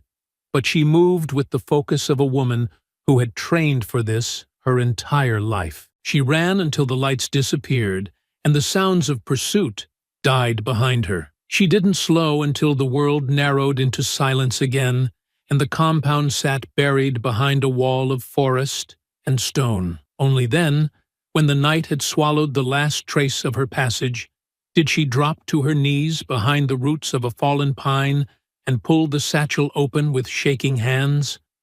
The folder was intact, the flash drive still dry, still sealed. She had everything, every file, every signature, every photo and transcript, every classified directive that linked forward futures to the displacement of black families, to the laundering of military development funds, to the targeted intimidation campaigns that were never meant to reach the public eye. But more than that, she had the one truth that changed the shape of every battle she had fought since this began. Eva Carr, who had built this operation with polished smiles and non-profit slogans, was the same woman who had authorized the drone strike that killed Aaron in Kandahar, the same woman who had sat in a control booth and called it collateral, the same woman who had signed his death with a clearance code and erased it with a keyword. This wasn't revenge, it was justice, sharpened to a blade. And Naomi would deliver it the only way she knew how, not as a widow, not even as a soldier, but as a storm. Naomi returned to Ridge Hollow before dawn, slipping back into town the same way she had left, unseen, unannounced, and moving with the quiet purpose of someone who no longer needed to explain herself. Her presence, however, did not go unnoticed for long. Word spread faster than fire in dry timber. She had returned alive. She had evidence, and this time, she wasn't just coming back to fight. She was coming back to finish. The first thing she did was call Marcus, not through encrypted channels or quiet relays, but on a public signal, using a line she knew would be intercepted. She wanted them to hear her voice again, wanted the handlers behind the towers and terminals to feel the weight of what they had failed to destroy. Then she called the press. Not the national outlets, not the polished networks with anchors who wore sincerity like stage makeup. She called the regional crews, the ones who still traveled in battered vans with heavy tripods and cracked lenses, the ones who had been turned away from the last town hall, who knew what it meant to record injustice when no one else was looking. By noon, the first satellite trucks arrived, parking crooked along the church lawn and along the gravel lot outside the grain tower. They set up beneath the same banners that had once marked harvest festivals and summer potlucks. But the faces in the crowd weren't smiling. They were tired, bruised, watching. Naomi didn't speak first. She let the survivors speak. Maggie stood before the cameras, her voice clear, her hands steady as she unfolded one of the land deeds Naomi had recovered. She read the name aloud. James Elder, 68. Ridge Hollow, born and raised. Forced to sign over his family's soil at gunpoint, while his barn burned behind him. Then she read the second. Lucille Jones, 74, found locked in a cage beneath Eva Carr's compound, her wrists still raw from the shackles that had held her. One by one, the survivors came forward. They did not weep. They did not shout. They simply testified, their words like steady blows against a wall too long left standing. Then Naomi stepped forward. She wore no uniform, no insignia, just a black jacket zipped to the collar, and a voice honed by war and purpose. She held up the flash drive and read the names behind the orders. Carr, Sable Initiative, Forward Futures, the shell companies that had funneled contracts through silence. She named dates, listed locations, described not just the land theft but the design behind it, the racial targeting, the displacement framed as revitalization, the drone surveillance, the signature confirming the order that killed her husband in a strike that had never made the news. "This isn't a fight for soil," she said. "This is a fight for the right to exist without permission." The crowd stirred. Cameras whirred. Reporters leaned closer, some nodding, some blinking like they were trying to process something too large for words. The town did not erupt. It cracked. Some stood with her. Veterans, teachers, survivors of the raids who had been too afraid to speak until now. They formed ranks behind her, not shouting, not chanting, just standing shoulder to shoulder in silent defiance. Others lingered at the edge, their arms crossed, their mouths tight. Not everyone wanted war exposed in daylight. Not everyone could bear what the truth demanded, and still others turned away entirely. At the diner near the crossroads, windows were shuttered. The old feed store that had once donated supplies to Marcus's church pulled their sponsorship banners. Murmurs drifted through the town like poison about Naomi bringing the trouble back, about outsiders poking wounds that should have been left to scar. But Naomi didn't wait for consensus. She organized the march. She met with the elders, the pastors, the families who had nearly been erased, and together they laid the path straight to the county courthouse, the same building where so many land deeds had quietly changed hands, where Eva Carr's agents had hidden behind legality and red tape. She didn't ask for permission. She didn't request a permit. She called it what it was, a stand. The date was set for Friday at noon. And across the valley, just beyond the radio tower near the old freight station, Clayton Ward listened to the broadcast with a face carved from hatred. His men had been scattered, his lines cut, his power reduced to memory. But the core remained, the loyal, the angry, the men who didn't need money to kill, only a cause twisted deep enough to call home. "This town's weak now," he said, spitting into the dirt as he watched the grainy drone feed on the screen before him. "They're marching into the open. That's when we take it all back." He gathered what remained of his crew, not polished soldiers but broken men, hardened by loss and sharpened by blame. They loaded weapons into the back of stolen trucks, marked routes along dirt roads the county no longer paved, and whispered to each other not of victory, but of vengeance. Because for them, this was never about land. It was about erasure. And now, backed into a corner with their name on every headline and their secrets exposed to the world, they weren't retreating. They were coming for blood. The night before the march began like any other in Ridge Hollow.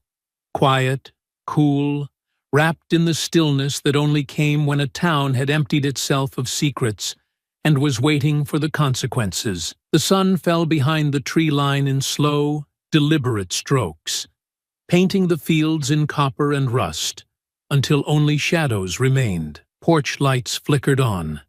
Windows latched. Somewhere in the distance, a dog barked once, then went silent. No one slept. Not really. Naomi stood on the grain tower roof, her rifle slung across her back, eyes scanning the valley in slow, patient sweeps. She had expected them to strike before the march. There had been too much exposure, too many headlines naming names, too many networks carrying the truth Eva Carr had spent a decade burying. The only thing left for men like Clayton Ward was retaliation, rage wrapped in desperation. And that kind of fury didn't wait for sunrise. She climbed down from the tower with the kind of grace that came from muscle memory, sharpened by purpose, then walked the perimeter one final time, checking traps, adjusting line-of-sight markers, confirming signals with the watchers stationed in the school's old bell tower and the siloed-turned communications hub. Every quadrant had been fortified. Every civilian willing to fight had been trained.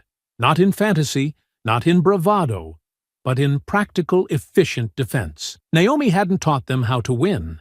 She had taught them how to survive and make sure their enemies didn't. Marcus waited by the south fence, adjusting the night vision rig he'd built from salvaged parts and duct-taped brackets. He didn't speak when she approached, just nodded once, the kind of nod that said everything had been done, and there was nothing left but the wait. They didn't have to wait long. Just after midnight, the ridgeline flared. Not with headlights, not with engines, but with movement. 30, maybe 40 shadows slipping down the slope in disciplined clusters, spreading through the fields with practiced intent. They moved like men who had once trained for urban war and now carried that bitterness into the back roads. But they didn't know what Ridge Hollow had become. They didn't know Naomi had laid this trap weeks ago. The first charge detonated when their lead scout crossed the orchard path, a trip line sewn into the tall grass snapping taut beneath his knee. The explosion wasn't lethal, but it blinded. And as the second wave stumbled back in confusion, Naomi's people opened fire from the flank, not in chaos, not with fear, but in coordination. Isaiah led one of the fallback units, his voice calm over the comms, directing civilians into cover, keeping the youngest recruits paired with veterans. His eyes burned with focus, his movements fluid, precise. Everything Naomi had taught him rising now in full. The attackers pushed forward anyway. They moved through the southern fields and into the western edge of town, using cover, advancing with pressure.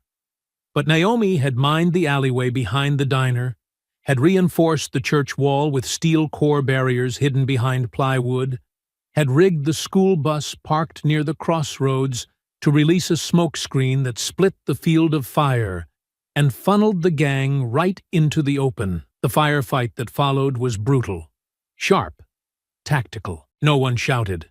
There was no screaming, just the steady rhythm of war, the thump of boots on earth, the rattle of rounds, the short, grim gasps of men realizing they were outmatched by a community they thought would crumble. Naomi moved through the chaos like a fixed star, directing flanks, reinforcing positions, pulling wounded back without pause. She struck with purpose, dropped targets with efficiency, and never once left Isaiah's voice out of range. But the gang wasn't fighting to win. They were fighting to destroy. Clayton Ward moved with them like a specter, ducking through the firefight, issuing orders with the savage ease of someone who had built his identity on hate. He wasn't here for strategy. He was here to finish what he believed Naomi had started, to burn the last of Ridge Hollow into the ground. And at his side, though hidden in shadows, was Kara Briggs. She moved through the chaos with speed and certainty, her face a mask of cold resolve, her weapon aimed not at buildings or structures, but at the heart of the resistance. She was targeting leadership. Maggie, Marcus, Naomi. A precision strike cloaked in personal vengeance, but someone had followed her. Sheriff Briggs had been watching since the March announcement. He had read Naomi's file, had heard the whispers, had pieced together just enough to understand the role his daughter had played in the kidnappings, in the cover-ups, in the blood on the dirt. And now, as she raised her rifle toward Maggie's station near the church bell, he stepped into her path. The shot meant for Maggie struck Briggs instead. It caught him high in the shoulder, spinning him to the ground with a force that ripped the air from his lungs. Kara froze, not because she missed, but because she recognized him, standing there in full view, wearing the badge he no longer deserved, but refusing to let his daughter take another life. Naomi saw the moment from across the field, caught the tremble in Kara's hands, the split second of hesitation. She moved fast, crossed the church lot, circled behind the grain truck, and intercepted the path before Kara could recover. The takedown was fast and merciless. A strike to the wrist, a twist that disarmed, and a clean blow to the temple that dropped the girl hard into the mud. Kara's weapon skittered away. Naomi pressed a boot to her back and held her there until Marcus arrived with a pair of reinforced cuffs. "She's done," Naomi said, her voice low. "She's his," Marcus replied. Sheriff Briggs, still clutching his shoulder, nodded weakly as the medics pulled him behind cover. He didn't look at Naomi. He didn't have to. Whatever blame remained between them had already been burned away by the bullet that now pulsed inside his flesh. The town held. The line held. And as the last of Clayton's men retreated into the woods, broken, scattered, leaderless, the dawn began to creep over the ridge with the slow, golden weight of something earned. Smoke hung in the streets like the last breath of a nightmare, curling through the shattered windows of the church and drifting past the scorched iron fences that had once marked Ridge Hollow's quiet resilience. The town was no longer silent, but the noise had changed. No longer panic or chaos, but the steady murmur of survivors accounting for one another, hands gripping shoulders, voices calling names, bodies moving together through the slow, sacred ritual of taking back what they had nearly lost. Naomi moved through it without pause. There was no celebration in her eyes, no relief. The victory, if it could be called that, had already been weighed and measured. Her steps cut a direct path through the square and past the courthouse steps, where the flag hung half-torn and blackened by ash, snapping in the wind like a reminder of how close they had come to being erased. She didn't look up right away. She didn't have to. She already knew where he would be, the one thread still unraveling, the final echo of a war that had hollowed itself down to a single man, and the twisted pride that refused to die with him. And so, as the town braced for recovery, Naomi climbed the courthouse staircase alone, boots quiet on scorched stone, her breath steady and unbroken. She passed the courtroom doors, now hanging crooked on broken hinges, past the hallway where the land deeds had once been signed under threat and silence, and made her way to the narrow stairwell that spiraled upward like a final trial carved into brick. At the top, the air turned colder. The rooftop was silent, but not still. The wind curled low across the stone, sweeping through shards of glass and torn flags that fluttered against bent rails. And there, crouched behind a concrete ledge with a long-range scope still warm beneath his hands, was Clayton Ward. He didn't turn at first. He didn't need to. "I figured you'd come," he said, his voice carrying just enough bitterness to slice through the cold. "You couldn't help yourself." Naomi stepped forward, her rifle slung and forgotten across her back. "Neither could you." Clayton finally turned, rising slowly from his crouch, the barrel of his sniper rifle tilted just slightly toward her chest. He didn't aim, not yet. He wanted the moment, wanted the control. "You think this is over?" he asked, his lips curling into something that might have been a grin if it hadn't been carved from exhaustion. "You think marching a few reporters through a burned-out town changes what people believe? You think people like me disappear just because you shouted louder?" Naomi didn't flinch. "People like you never disappear. You hide. You adapt. And when the world stops looking, You come back with new names and old hate." He raised the barrel another inch. "So what now? You shoot me on a rooftop while the cameras roll?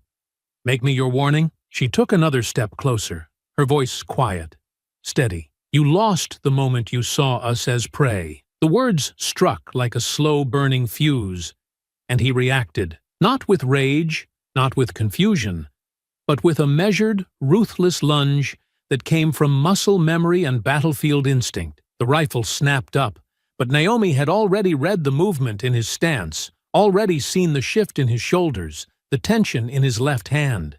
She pivoted to the side just as he pulled the trigger. The shot cracked over the rooftop, tearing into the air with a sonic whip, missing her head by inches. She was already moving. Her hand caught the barrel, driving it upward again, then twisting, breaking his grip. The weapon clattered to the rooftop and skidded over the edge.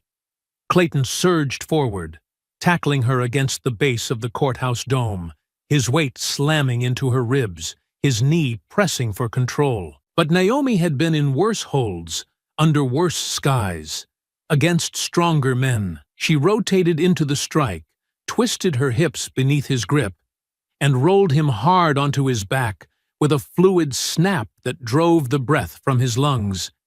He came up swinging, sloppy now, fueled by adrenaline and pain, but she sidestepped, landed a brutal strike to his temple, then another to the side of his jaw that cracked louder than the wind. Blood flew from his mouth as he staggered backward. He wiped it with the back of his hand and grinned through his split lip. "You think you're better than me?" he spat. "You used people to fight your battles.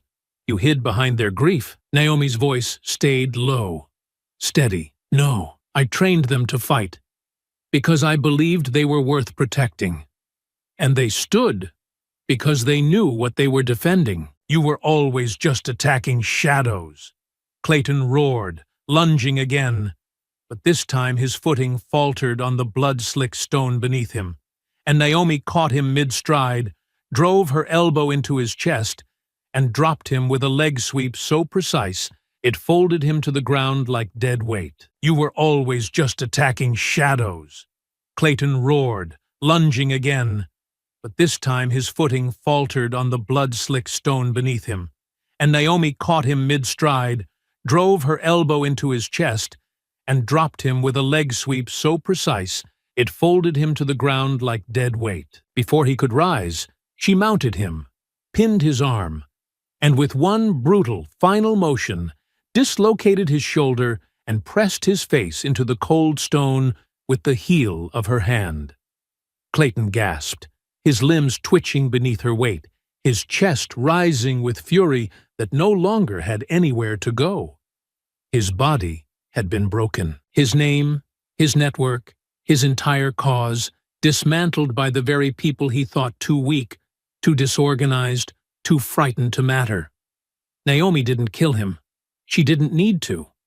She leaned close, her voice barely above a whisper. "I want them to see you," she said.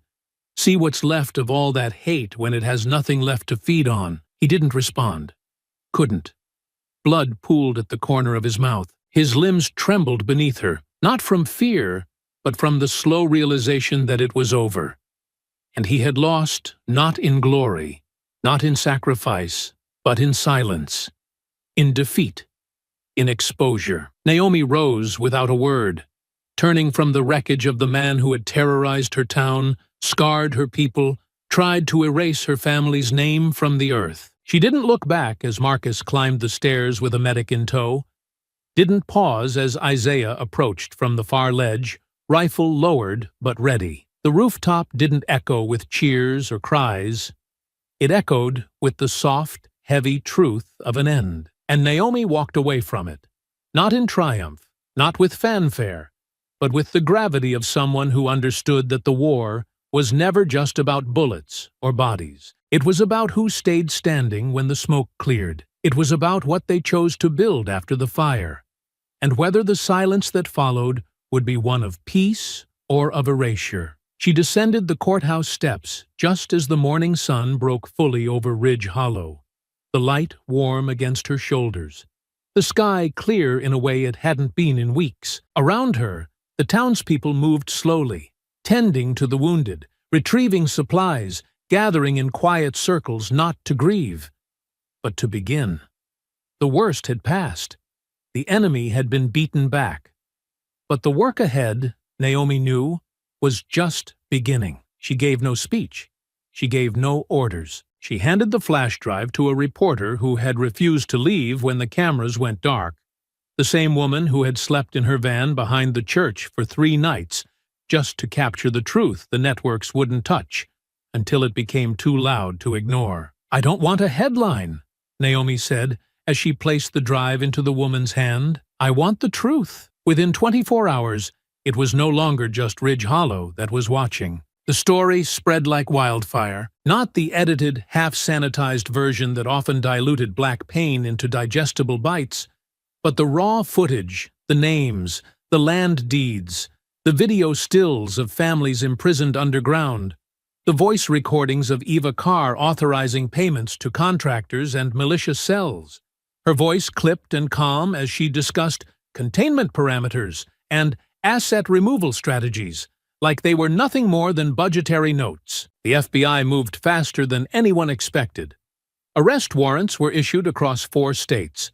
Raids swept through shell offices in Arkansas, Georgia, and Tennessee. Former military contractors, local officials, and land acquisition agents were brought into custody. Forward Futures was dissolved within a week. Its remaining assets were frozen. Its name erased from lobby directories and wiped from public websites, as if it had never existed. But Eva Carr did not vanish.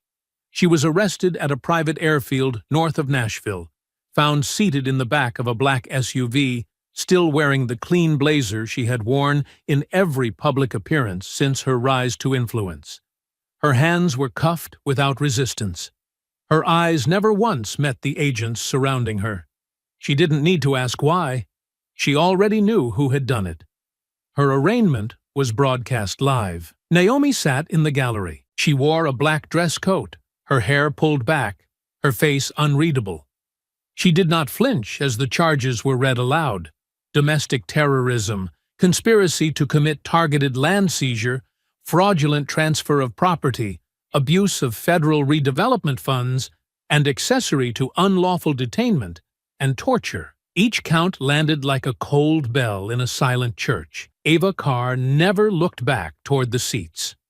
Not once. She sat with her hands folded neatly on the defense table, eyes locked forward, still pretending that distance could save her.